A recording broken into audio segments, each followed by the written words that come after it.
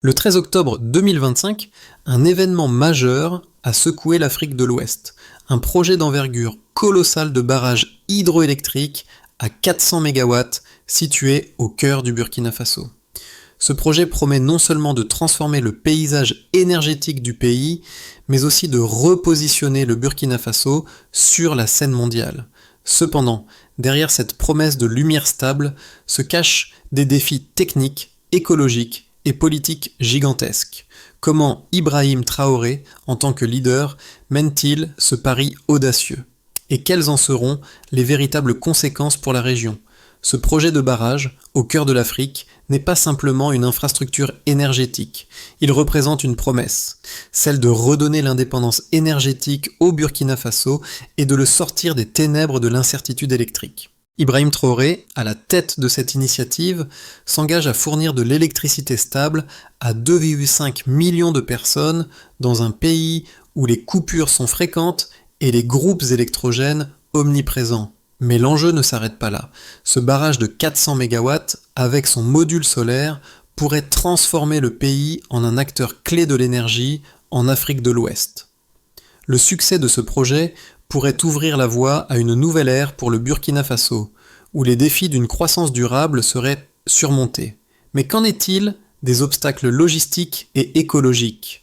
Que se cache-t-il réellement derrière cette ambition énergétique? Le 13 octobre 2025, une annonce a capté l'attention internationale. Un barrage de 400 MW, couvrant 200 km² dans la région du Burkina Faso, a été officiellement lancé. Ce projet représente l'une des plus grandes infrastructures énergétiques en Afrique de l'Ouest, mais ce n'est pas seulement un projet technique. Derrière ces chiffres se cache une ambition bien plus grande: transformer un pays historiquement déconnecté du réseau électrique mondial en un pôle énergétique à part entière.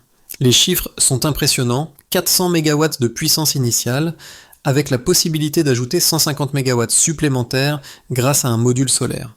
Cela place le projet parmi les plus ambitieux de la région. Mais cette annonce n'a pas été exempte de scepticisme.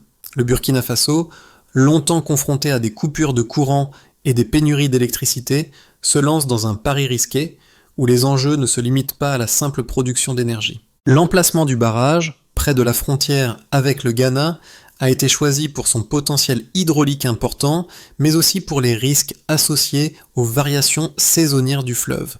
Le choix de ce site soulève déjà des questions sur les impacts écologiques, notamment concernant les zones d'inondation et la gestion des communautés déplacées. Les autorités burkinabées, sous la direction d'Ibrahim Traoré, assurent que des études approfondies ont été menées pour minimiser les risques. Cependant, ces défis ne peuvent être ignorés. Ce projet, qui se veut un symbole de l'indépendance énergétique, repose sur une architecture complexe, associant turbines russes, panneaux solaires et technologies de transmission moderne. Mais est-ce suffisant pour surmonter les difficultés techniques et les résistances sociales? Le vrai test commence maintenant avec la mise en œuvre de ce projet colossal. La question fondamentale demeure: ce barrage marquera-t-il le début d'une nouvelle ère énergétique pour le Burkina Faso, ou sera-t-il un échec retentissant, un avertissement sur les limites des méga-projets en Afrique?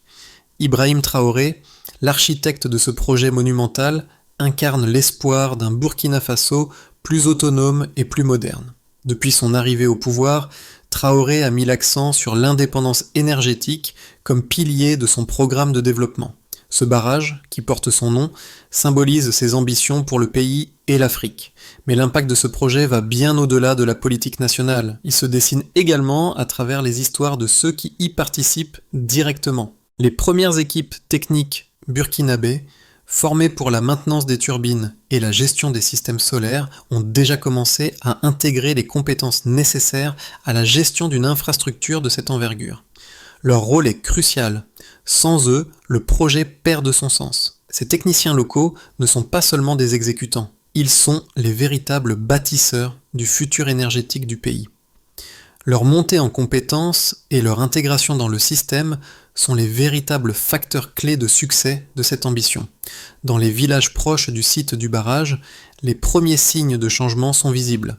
Des fermiers commencent à remarquer les bénéfices directs, des systèmes d'irrigation plus fiables et un accès à l'énergie stable qui transforme leur quotidien. Les écoles, autrefois contraintes à s'arrêter à la tombée de la nuit, peuvent désormais fonctionner plus longtemps.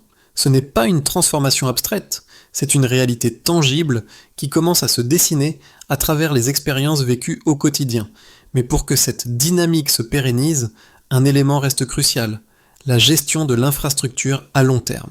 Cela passe par une gouvernance rigoureuse et transparente, menée par Ibrahim Traoré et ses équipes, pour maintenir la stabilité du pays face aux défis à venir. Le projet du barrage hydroélectrique à 400 MW, situé près de la rivière Vultenoir, a débuté comme un rêve ambitieux, un pari audacieux, lancé par Ibrahim Traoré pour sortir le Burkina Faso de ses sombres décennies de dépendance énergétique. Mais dès le début, ce projet colossal a été confronté à des défis techniques, environnementaux et politiques majeurs. Le coup d'envoi a été donné en octobre 2025, lorsque le gouvernement burkinabé a annoncé la première phase du projet, un barrage de 400 MW avec la promesse de stabiliser l'approvisionnement en électricité pour 2,5 millions de personnes. Un événement qui en apparence pourrait sembler une simple avancée technique, mais qui cache en réalité une série de rebondissements spectaculaires. Dès l'annonce du projet, les acteurs politiques et les experts internationaux ont commencé à scruter de près chaque étape de la mise en œuvre. Dans les premières semaines, les équipes d'ingénieurs russes ont travaillé avec leurs homologues locaux pour effectuer les études géologiques nécessaires. Le site, situé dans une région éloignée et difficile d'accès, n'était pas seulement un choix stratégique en raison de son potentiel hydraulique. Il présentait également des risques considérables liés à la gestion des crues annuelles et aux risques écologiques. Les concepteurs du projet ont donc dû intégrer des mesures spécifiques pour atténuer ces dangers, tout en respectant des normes environnementales strictes. Simultanément, les négociations avec les communautés locales ont débuté. Le gouvernement burkinabé, sous la direction de Traoré, a dû gérer les préoccupations liées aux réinstallations des populations vivant dans les zones d'inondation. Ce processus, essentiel pour garantir la durabilité du projet, a impliqué des compensations financières et des promesses d'amélioration des conditions de vie pour les habitants déplacés. Ces mesures ont été critiquées par certains, mais elles étaient nécessaires pour éviter une opposition massive aux travaux. Une fois les premières études achevées et les premières compensations mises en place, les travaux lourds ont pu commencer.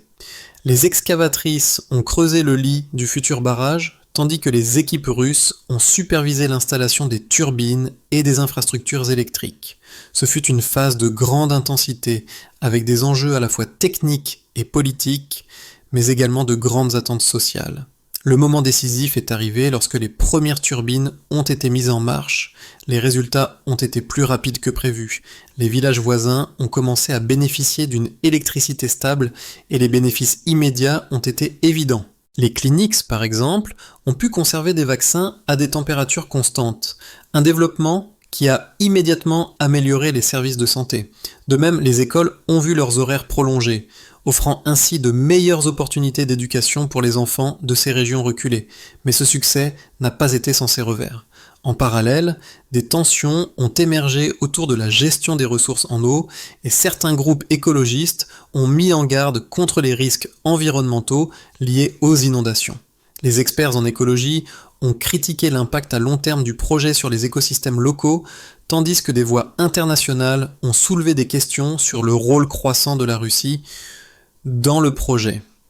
Les enjeux géopolitiques ont donc commencé à s'intensifier à mesure que les travaux avançaient. Sur le plan régional, l'impact du barrage s'est fait ressentir dans les pays voisins. Le Ghana et la Côte d'Ivoire ont commencé à surveiller de près les variations du débit de la rivière, anticipant les effets que cela pourrait avoir sur leurs propres infrastructures hydrauliques. En interne, cependant, la question de la gestion à long terme est restée en suspens. Bien que les premières turbines aient été un succès, la vraie épreuve commence maintenant. Maintenir cette dynamique et gérer la transition vers un modèle énergétique durable pour le pays. Le projet du barrage hydroélectrique au Burkina Faso ne se limite pas à une série de promesses ambitieuses.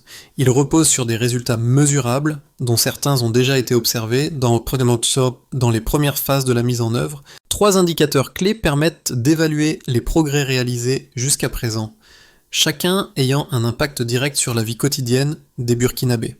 La stabilité énergétique, l'agriculture et l'emploi. Le premier indicateur concerne la stabilité énergétique. Avant le lancement du projet, moins de 22% du territoire du Burkina Faso bénéficiait d'un accès stable à l'électricité, une situation qui maintenait de nombreuses régions dans l'obscurité et dépendantes des générateurs diesel. Cependant, avec l'activation progressive des turbines, les premières projections gouvernementales montrent que la couverture en électricité a rapidement doublé. Aujourd'hui, environ 40% du pays bénéficie d'un accès fiable à l'électricité, une augmentation significative qui se traduit par une meilleure qualité de vie pour des millions de personnes. Ce delta, qui représente un bond considérable, est un des premiers signes tangibles que l'ambition du gouvernement est réalisable. Le deuxième indicateur touche à la productivité agricole. Les terres irriguées par les nouvelles infrastructures hydrauliques du barrage ont enregistré une hausse de 30 à 40% de la productivité dans les régions pilotes. Ce chiffre reflète non seulement une gestion plus efficace de l'eau, mais aussi une meilleure résilience face aux sécheresses qui frappent régulièrement la région.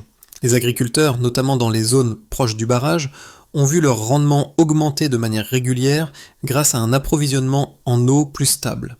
Cela représente un atout économique majeur pour un pays dont l'économie repose en grande partie sur l'agriculture.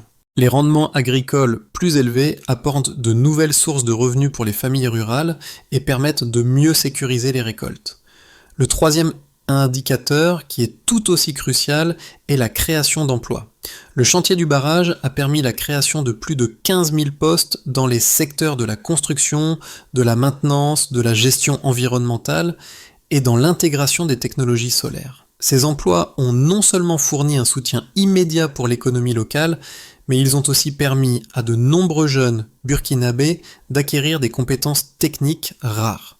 La montée en qualification des travailleurs locaux représente un atout stratégique, car elle permet au pays de ne pas dépendre exclusivement des experts étrangers pour la gestion des infrastructures énergétiques. La formation et l'insertion professionnelle des jeunes dans des secteurs spécialisés garantissent également la pérennité du projet sur le long terme, en renforçant l'autonomie du pays. Ces trois indicateurs montrent clairement que les objectifs du projet sont non seulement réalistes, mais qu'ils sont déjà en train de se concrétiser. L'augmentation de la couverture électrique, l'amélioration de la productivité agricole et la création d'emplois spécialisés représentent les premières étapes d'une transformation plus large, qui pourrait positionner le Burkina Faso comme un modèle de développement énergétique durable en Afrique de l'Ouest. Cependant, ces progrès doivent être surveillés de près. Le succès à long terme dépendra de la capacité du gouvernement à maintenir cette dynamique, tout en surmontant les défis environnementaux, sociaux et politiques qui continueront de surgir. Les partisans du projet du barrage hydroélectrique au Burkina Faso affirment que cet investissement est l'une des étapes les plus cruciales pour garantir l'indépendance énergétique du pays et stimuler son développement économique. Selon eux, les bénéfices de l'infrastructure dépasseront de loin les défis immédiats, car l'énergie stable offerte par ce barrage permettra de transformer le pays en un centre régional de production d'énergie propre. Grâce à l'intégration des turbines russes et des modules solaires, le projet offre une solution hybride rare en Afrique, qui pourrait constituer un modèle pour d'autres pays confrontés aux mêmes défis énergétiques. L'argument principal des défenseurs repose sur la création d'emplois. Le barrage a déjà permis de générer plus de 15 000 emplois dans des secteurs stratégiques comme la construction, la maintenance et la gestion des ressources hydrauliques et solaires. La montée en compétences des travailleurs locaux est également vue comme un facteur clé pour garantir la durabilité du projet. Ces emplois ne sont pas seulement temporaires, mais formant une main-d'œuvre spécialisée qui pourra soutenir l'infrastructure sur le long terme, réduisant ainsi la dépendance aux experts étrangers. En outre, la productivité agricole dans les régions voisines a augmenté de manière significative grâce à une gestion plus fiable de l'eau, ce qui génère des bénéfices économiques tangibles pour les communautés rurales. Cependant, des critiques substantielles ont été émises concernant les risques liés à l'infrastructure. Bien que le projet Bob ait commencé avec des résultats prometteurs, les sceptiques soulignent plusieurs aspects inquiétants qui pourraient limiter les bénéfices à long terme. D'abord, le coût écologique reste une question centrale. Les réservoirs d'eau du barrage pourraient avoir un impact dévastateur sur l'environnement local, notamment sur les écosystèmes fragiles et les terres agricoles situées en aval. Le risque d'inondation dans des zones sensibles pourrait compromettre la biodiversité et affecter négativement les populations locales qui vivent de l'agriculture et de la pêche. De plus, la réinstallation des communautés déplacées pose un défi majeur. Bien que des compensations aient été promises, leur mise en œuvre et leur équité sont encore perçues comme incertaines par de nombreuses personnes. Les critiques soulignent également que les défis techniques, bien que surmontés en partie, risquent d'accroître les coûts de maintenance sur le long terme. La gestion de ces infrastructures massives nécessite une expertise continue, et tout retard dans l'entretien ou dans les réparations pourrait entraîner une perte de fiabilité du système énergétique, menaçant ainsi la stabilité du pays. En conclusion, le projet du barrage représente à la fois un potentiel énorme pour le Burkina Faso, mais aussi un pari risqué. L'optimisme des partisans repose sur les progrès réalisés jusqu'à présent, mais le succès à long terme dépendra de la capacité à maintenir cette dynamique tout en gérant les risques environnementaux, sociaux et économiques. Ce projet n'est plus uniquement une promesse, il est désormais une réalité en construction. Le barrage de 400 MW, couplé avec un module solaire pour atteindre 550 MW, a commencé à transformer l'accessibilité à l'électricité au Burkina Faso. Mais une question persiste. Ce projet, qui semblait à ses débuts un pari risqué, est-il vraiment capable de résoudre les défis énergétiques du pays à long terme ? Les premiers résultats montrent une évolution tangible.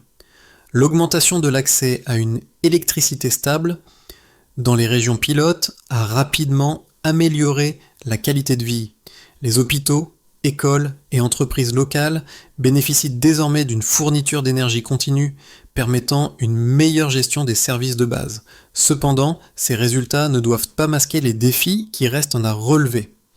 La gestion des ressources en eau et les tensions écologiques autour du réservoir sont des aspects à surveiller de près. Ce que nous savons maintenant, c'est que ce projet pourrait bien redéfinir les attentes pour les infrastructures énergétiques en Afrique de l'Ouest. Mais sa véritable réussite dépendra de l'approfondissement des investissements, de la surveillance rigoureuse de son impact écologique et de l'alignement avec les besoins sociaux du pays. Le barrage hydroélectrique du Burkina Faso est en train de produire des effets bien au-delà de la simple fourniture d'électricité. Ces impacts touchent plusieurs aspects vitaux de la vie quotidienne, à la fois dans les zones rurales et urbaines. Cette infrastructure énergétique, dont la mise en service est progressive, redéfinit les contours de l'économie burkinabé et génère des bénéfices directs pour les citoyens. Dans les zones rurales, l'accès à l'énergie stable a transformé les habitudes quotidiennes. Les villes et villages proches du barrage ont constaté une amélioration significative de leurs conditions de vie. Les cliniques locales, qui dépendaient autrefois de générateurs pour maintenir des températures constantes pour les vaccins, peuvent désormais fonctionner sans interruption.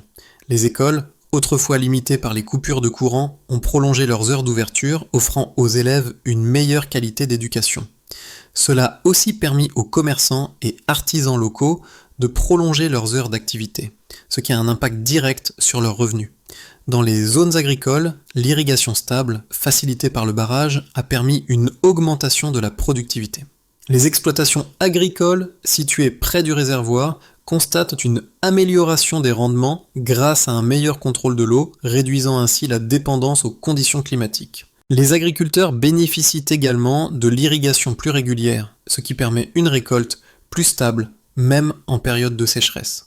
Ce changement a non seulement amélioré la sécurité alimentaire pour des milliers de familles, mais a aussi généré un flux de revenus plus stable pour les communautés rurales. À l'échelle nationale, ce projet a également eu un impact considérable sur l'économie burkinabé.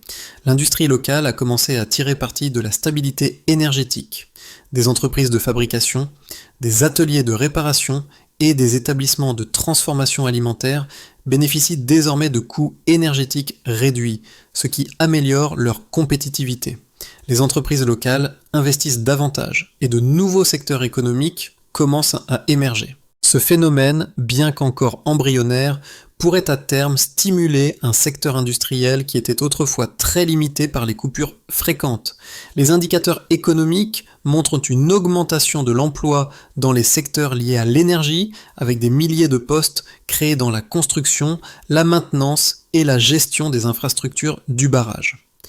La formation de travailleurs locaux aux compétences spécialisées dans les technologies de l'énergie est un autre aspect fondamental du projet. Les jeunes burkinabés, auparavant privés d'opportunités dans ce domaine, bénéficient désormais de formations qui les préparent à des carrières durables dans les secteurs de l'énergie et de l'infrastructure. En parallèle, le projet a généré des réactions régionales. Le Ghana et la Côte d'Ivoire, qui partagent des préoccupations communes concernant l'accès à l'énergie, ont observé de près les avancées du projet.